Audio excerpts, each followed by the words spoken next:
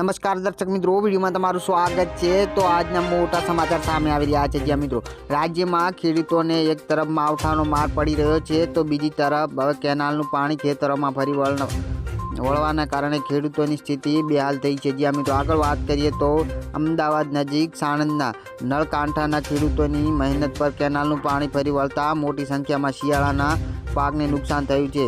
આ અંગેની માહિતી અનુસાર ખેડૂતોની મહેનત પર તંત્રની બેદરકારીનું પાણી ફરી વળ્યું છે। અમદાવાદના સાણંદમાં નળકાંઠાના ખેડૂતોની ફતેવાડી કેનાલનું પાણી ખેતરોમાં ફરી વળ્યું છે। ખેતરોમાં પાણી ફરી વળતા ખેડૂતો બેહાલ થયા છે। જ્યાં મિત્રો મળતી વિગત અનુસાર ઊભા પાકમાં પાણી ભરાતા પાકને નુકસાન થયું છે।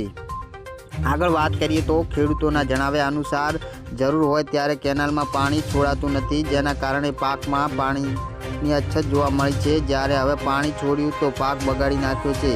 હજારો હેક્ટર પાકમાં પાણી ફરી વળ્યા છે।